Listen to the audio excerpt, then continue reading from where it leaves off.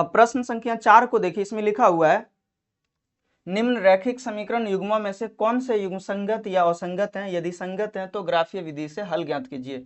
इसका ये 4 नंबर का पहला प्रश्न है। इसी तरह से टोटल 5 प्रश्न दिया हुआ है और पहले प्रश्न में देखिए लिखा हुआ है पहला समीकरण x + y = 5 और दूसरा समीकरण जो है 2x + 2y = 10 दिया हुआ है। तो सबसे पहले तो हम लोगों को जांच करना है कि समीकरण युग्म संगत है या असंगत है। अगर संगत होगा तो हमें ग्राफीय विधि से हल आगे ज्ञात करना है, अन्यथा ज्ञात नहीं करेंगे। तो सबसे पहले तो हम लोगों को समझना होगा कि संगत या असंगत की जांच कैसे करते हैं। तो इससे हम लोगों के पास जो अनुपात जो x और y का जो गुणांक होगा a1 b1 c1 a2 b2 c2, उसका पहले हम लोग अनुपात ज्ञात करेंगे और उसके बाद हम लोग निर्धारित करेंगे कि समीकरण संगत है या असंगत है। तो इस प्रकार के प्रश्न को बनाने के लिए आपको सबसे पहले सॉल्व लिखना है और जो समीकरण दिया हुआ है उसको लिख लेंगे। तो x + y = 5 है और दूसरा समीकरण 2x + 2y = 10 है। अब अगर इसको हम लोग मूल रूप में परिवर्तित करें, मूल रूप में कहने का अर्थ क्या हुआ कि समीकरण युग्म जिस तरह से वास्तविक अवस्था में उपस्थित रहता है उस प्रकार से अगर बदलने का प्रयास करें तो या लिख के आप लिख सकते हैं x + y और ये जो 5 है इस साइड ले आना है -5 = 0। चूंकि यहाँ पर प्लस में 5 है दायां साइड में, तो बायां साइड आ जाएगा तो माइनस में होगा। मूल रूप में आपको ध्यान देना है कि जब भी आप जानेंगे कि ये मूल रूप में है या नहीं है तो सीधा सा एक तरीका है, अगर राइट साइड में 0 हो तो वो मूल रूप में उपस्थित रहेगा, अन्यथा मूल रूप में नहीं होगा। मूल रूप में जब नहीं होगा तो मूल रूप में ला के ही हम लोगों को फिर आगे बढ़ना है। तो जैसे दूसरा समीकरण को देखते हैं तो 2x + 2y = 10 है, तो ये 10 को अगर इस साइड ले आएंगे तो -10 = 0 होगा। तो ये मूल रूप में परिवर्तित हो चुका है। अब हम लोगों को जांच करना है अनुपात का। तो जांच में लिखेंगे a1/a2। तो देखिए a1 का वैल्यू यहाँ पर पहले समीकरण में x के गुणांक को बोलेंगे और दूसरे समीकरण में x के गुणांक को a2 बोलेंगे। तो यहाँ पर a1 देख सकते हैं कि x के साथ में नहीं कुछ है तो 1 लिखेंगे और समीकरण 2 में 2 साथ में है तो 2 लिखेंगे। x को आपको नहीं लिखना है तो ये 1/2 हो गया। अब इसको सॉल्व हम लोग नहीं कर सकते हैं। आगे देख सकते हैं यहाँ पे b1/b2 बराबर हो जाएगा, यहाँ पर देखिए y के साथ में 1 है और यहाँ पर y के साथ में 2 है तो ये भी 1/2 हो गया। एवं तीसरा अनुपात हमारे पास जो होगा c1/c2, उसको भी देख लेते हैं हम लोग क्या यहाँ पे प्राप्त होगा। तो c1 का वैल्यू देख सकते हैं यहाँ पर -5 है तो -5 लिखेंगे और c2 का वैल्यू -10 है तो -10 लिखेंगे। माइनस से माइनस कैंसिल हो जाएगा, 1/2। 5 से 5 को कटाइएगा तो एक बार में कटेगा और 10 को कटाइएगा तो 2 बार में कटेगा, तो 1/2 प्राप्त हुआ। अब आप देख सकते हैं कि a1/a2 = 1/2 है, b1/b2 1/2 है। अगर ये दोनों बराबर होगा तो तीसरा हम लोगों को ज्ञात करना है और तीसरा ज्ञात किया तो ये भी बराबर आया। तो यहाँ पर लिखना है, यहाँ लिख देंगे यहाँ a1/a2 = b1/b2 c1/c2 है, मतलब तीनों बराबर है। ठीक है, तो लिख देंगे इसीलिए या अतः समीकरण युग्म संगत है।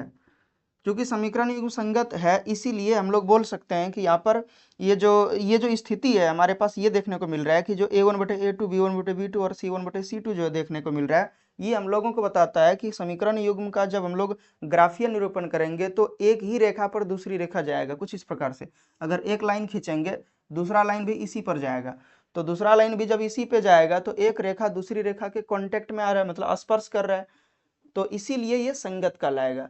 जब एक रेखा दूसरी रेखा के कांटेक्ट में आएगा तो उसको संगत बोलेंगे, अन्यथा असंगत बोलेंगे। अब हम लोगों को क्या करना होगा, यहाँ तक देखिए आप एक आंसर हमारे पास प्राप्त हुआ है। यहाँ पर जो बोल रहा था कि समीकरण युग्म में से कौन कौन से युग्म संगत या असंगत है, तो संगत है।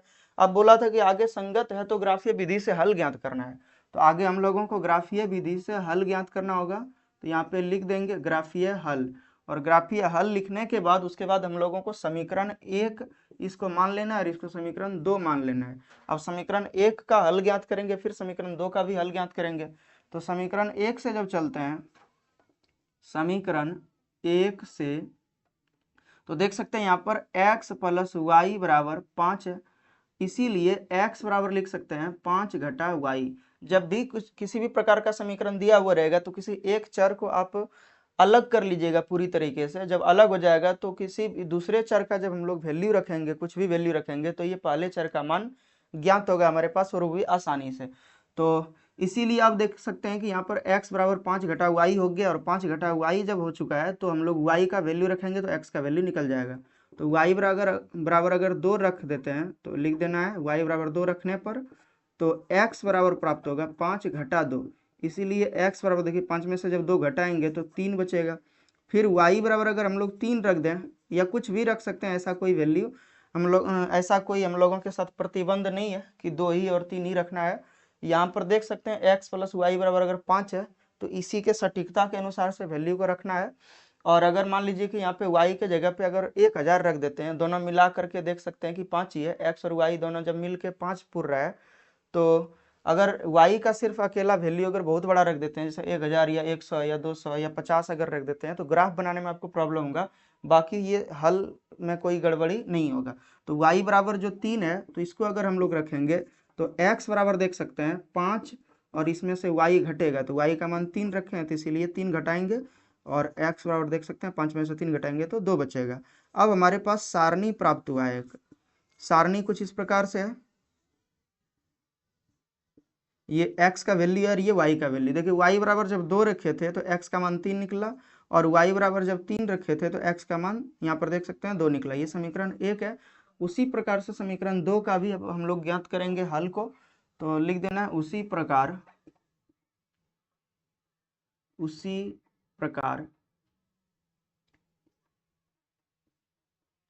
जिस तरह से समीकरण 1 का हल ज्ञात किए हैं उसी तरह से समीकरण 2 का भी हल ज्ञात करेंगे। तो अब देखिए समीकरण 2 का अगर देख सकते हैं, यहाँ पे समीकरण जो लिखा हुआ है 2x + 2y = 10 लिखा हुआ है। अब इन दोनों में आप देख सकते हैं कि 2 यानी कि कॉमन मिल रहा है, दोनों में उपस्थित है 2, तो 2 को अगर बाहर कर लेते हैं तो यहाँ पर x बचेगा, और इसमें से अगर 2 बाहर कर लेते हैं तो y बचेगा, मतलब दोनों से बाहर कर लिए हैं बराबर 10। अब देखिए यहाँ पर कि ये जो 2 है ये यहाँ पर पूरे समीकरण के साथ गुना में है, तो इस साइड अगर ले जाएंगे तो गुना से भाग में जाएगा, और भाग में जाएगा मतलब 2 10 को कटाएगा, तो यहीं से कटा देते हैं, 2 पंचे 10, 5 बार में कट जाएगा, इसीलिए x + y बराबर 5 हमें प्राप्त हुआ है। अब समीकरण 2 का जब हम लोग हल किए हैं, यहाँ पर लिख देंगे समीकरण 2 से, ठीक है। अब समीकरण 2 से जब हम लोग चले थे, देखिए 2x + 2y बराबर 10 है, लेकिन लास्टली जब हम लोग इसको थोड़ा सा सॉल्व किए हैं तो क्या आ गया, x + y बराबर 5। जो समीकरण 1 ही है, x + y बराबर 5 अगर देखिएगा तो ये समीकरण 1 था, और समीकरण 2 को जब सॉल्व किए तो ये भी x + y बराबर 5 आया, मतलब समीकरण 1 और 2 दोनों सेम है, और दोनों सेम अगर है तो इसका हल भी तो सेम ज्ञात होगा, कोई भी अंतर देखने को नहीं मिलेगा, चाहे ग्राफ का बात हो चाहे हल का बात हो। तो इस स्थिति में हम लोगों को क्या लिख देना है, लिख देंगे, या तो हल भी ज्ञात कर सकते हैं, ऐसा कोई प्रॉब्लम हमारे साथ नहीं है, लेकिन जब यहाँ पर ज्ञात हमारे पास है, दोनों का समीकरण का हल एक ही अगर ज्ञात होगा तो हम लोग सीधा सा लिख देंगे, अतः सारणी बराबर जो होगा हमारे पास, यानी कि समीकरण 1 और 2 दोनों सेम है, तो इसीलिए सारणी जो समीकरण 1 का होगा वही समीकरण 2 का भी सारणी होगा। तो हम लोग लिख देंगे सारणी x और ये y, तो x में देखिए यहाँ पर 3 था, यहाँ 2 था, यहाँ 2 और यहाँ 3 था, समीकरण ये 2 का हो गया। अब देखिए अगर आपको पता मतलब ऐसा लग रहा होगा कि ये डायरेक्ट अगर लिख दिए हैं तो इसका कारण भी नहीं दिए हैं, तो कारण भी आप साथ में लिख सकते हैं, लिख देना है क्योंकि समीकरण 1 एवं 2 दोनों समान हैं। अब समान है तो इसका हल भी समान होगा, सारणी भी समान प्राप्त होगा, ग्राफ भी समान प्राप्त होगा। तो इस प्रकार से हम लोग देख पा रहे हैं कि समीकरण 1 और समीकरण 2 का जो हमारे पास सारणी प्राप्त हुआ, उससे अब हम लोगों को ग्राफ खींचना है। तो ग्राफ खींचने के लिए सबसे पहले तो एक साइड में हम लोगों को क्लियर करना होगा थोड़ा सा, तो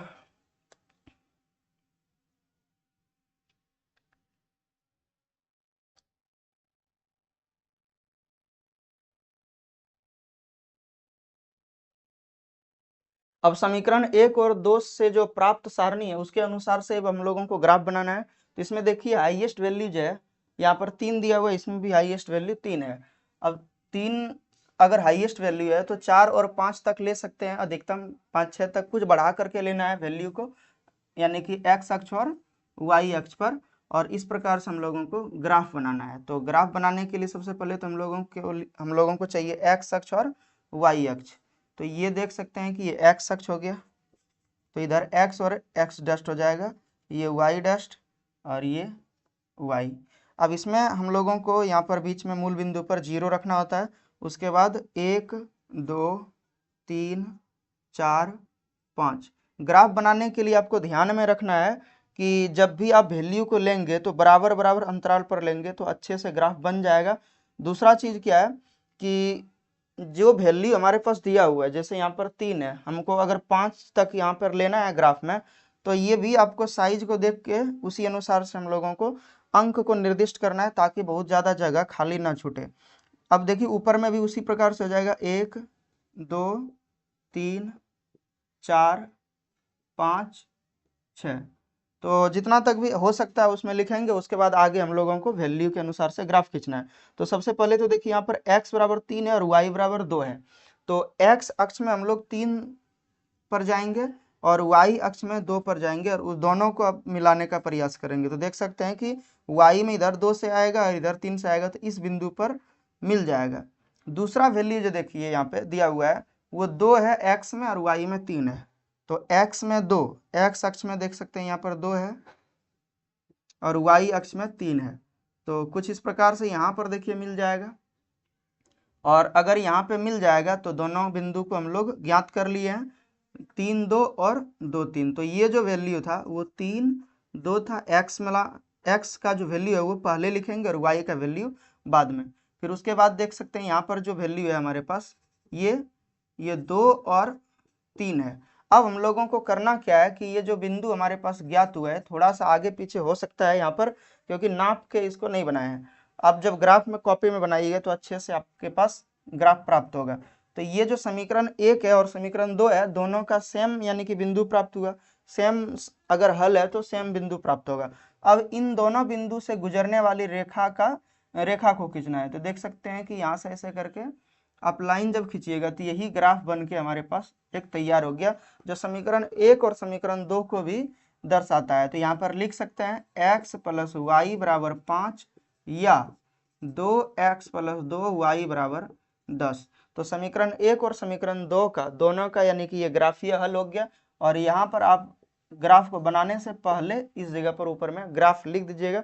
तो इस प्रकार से पूरे प्रश्न संख्या 1 जो 4 नंबर का पहला प्रश्न दिया हुआ था, x प्लस वाई बराबर 5 और 2x प्लस 2y बराबर 10, उन दोनों समीकरण का ये ग्राफीय हल यहाँ पर बन चुका है और इस तरह से पूरे प्रश्न खत्म होता है। अब प्रश्न संख्या 4 को ही देखिए, इसमें दूसरे सवाल में दिया हुआ है x माइनस वाई बराबर 8 और दूसरा जो समीकरण हमारे पास दिया हुआ है 3x माइनस 3y बराबर 16 दिया हुआ है। तो इसका भी हम लोग पहले जांच करेंगे कि संगत है या असंगत है। समीकरण युग्म को जांच करना है अनुपात ज्ञात करके, और उसके बाद फिर हम लोग देखेंगे कि अगर संगत होगा तो आगे हल करेंगे और संगत अगर नहीं होगा तो हल आगे नहीं करेंगे, यानी कि ग्राफ को नहीं बनाना है।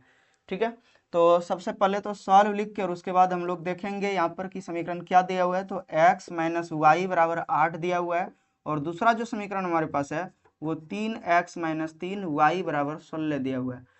अब 3x माइनस वाई बराबर 8 है, ये देख सकते हैं कि यहाँ पर अगर राइट साइड में कोई अंक दिया हुआ है यानी कि 0 अगर नहीं है तो मूल रूप में उपस्थित नहीं है। उसी प्रकार से यहाँ भी मूल रूप में उपस्थित नहीं है, क्योंकि इसमें देखिए बराबर के बाद में 8 है, यहाँ भी बराबर के बाद में 16 है। 0 जब तक नहीं होगा तब तक ये मूल रूप में उपस्थित नहीं होगा। तो हम लोगों को बदल लेना है थोड़ा मूल रूप में। तो यहाँ पर देखिए किस प्रकार से बदला जाता है। तो x या तो लिख देंगे हम लोग, देखिए ये समीकरण दोनों सेम है, कोई अंतर नहीं है, तो इसीलिए हम लोग लिख देते हैं या x माइनस वाई, और ये प्लस में जो 8 है इस साइड में देख सकते हैं आगे 8 के आगे प्लस है, तो इस साइड अगर ले आएंगे तो माइनस में हो जाएगा 8 बराबर 0 बचेगा। और उसी तरह से दूसरा हमारे पास जो प्रश्न दिया हुआ है, मतलब जो समीकरण दिया हुआ है वो 3x घटा 3y, और ये जो 16 प्लस में है इस साइड में आ जाएगा माइनस बराबर 0 हो जाएगा। अब देख सकते हैं a1x माइनस b, यहाँ पे प्लस b1y और प्लस c1, यहाँ पे चूंकि माइनस है तो माइनस हम लोग वैल्यू को ले लेंगे गुणांक के साथ ही। तो ये मूल रूप में उपस्थित हो गया, बराबर 0 है, इसमें भी बराबर 0 है तो मूल रूप में उपस्थित है। अब यहाँ देख सकते हैं इसमें a1 b1 c1 a2 b2 c2 इस तरह से यानी कि उपस्थित है। अब लिखना है जांच, और जांच करने के लिए हम लोगों को अनुपात ज्ञात करेंगे a1 बटे a2 का। तो देख सकते हैं यहाँ पर x के साथ में गुना में 1 है, नहीं कुछ अगर रहे तो 1 लिखना है, और यहाँ पर दूसरे समीकरण में x के साथ में गुना में 3 है, तो 1 बटे 3 हो जाएगा, कटेगा नहीं अब आगे। और उसी तरह से यहाँ पर देख सकते हैं b1 बटे b2 जो हम लोग ज्ञात करेंगे, तो यहाँ पर देखिए -1 है, y के साथ में कुछ भी नहीं है तो पहले तो 1 लिखेंगे, और चूंकि यहाँ पे आगे माइनस है तो माइनस भी लिखना होगा। उसी तरह से यहाँ पर -3 देख सकते हैं, ये माइनस से माइनस कैंसिल हो जाएगा तो 1/3 प्राप्त हुआ। एवं देखिए यहाँ पर दोनों यानी कि समान है, a1/a2 b1/b2 1/3 1/3 है, तो तीसरा भी हम लोग ज्ञात करेंगे। अगर यहाँ पे बराबर नहीं आता तो तीसरा ज्ञात नहीं करते, ठीक है। एवं c1/c2 बराबर, यहाँ देख सकते हैं कि ये जो यानी कि c1 का वैल्यू -8 है और c2 का वैल्यू जो है -16 है, तो माइनस से माइनस कैंसिल हो जाएगा, 8 से 8 एक बार में कटेगा, 8 से 16 दो बार में कटेगा, तो ऊपर में देखिए 1 और नीचे 2 प्राप्त हुआ। तो यहाँ पर देख सकते हैं कि a1/a2 1/3 है, b1/b2 1/3 है और c1/c2 1/2 है। ये दोनों तो बराबर है, तीसरा बराबर तो नहीं है, तो यहाँ पर लिख देना है, यहाँ a1/a2 बराबर b1/b2 इज नॉट c1/c2 है। मतलब a1/a2 बराबर b1/b2 not equal to c1/c2, मतलब ये दोनों बराबर है और ये बराबर नहीं है। और अगर इस स्थिति को हम लोग देखते हैं, यानी कि इस स्थिति में क्या होता है कि ये जो समीकरण युग्म का जो हम लोग हल ग्राफी हल ज्ञात करेंगे या ग्राफ खींचेंगे, तो कुछ इस प्रकार से यानी कि समांतर रेखाएं प्राप्त होगा। और समांतर रेखा अगर प्राप्त होगा तो इसका अर्थ क्या है कि ये दोनों लाइन एक दूसरे के कांटेक्ट में नहीं आ रहा है, टच नहीं कर रहा है, मतलब असंगत है।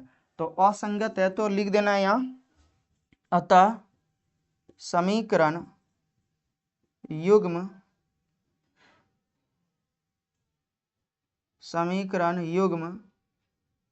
असंगत है। अब प्रश्न को देख सकते हैं, यहाँ पर बोला गया था कि कौन से युग्म संगत या असंगत है, यदि संगत है तो ग्राफीय विधि से हल ज्ञात कीजिए। लेकिन यहाँ पे हमारे पास तो असंगत आया, तो असंगत आया तो आगे हम लोग इसको नहीं बनाएंगे, ग्राफीय विधि से हल नहीं ज्ञात करना है।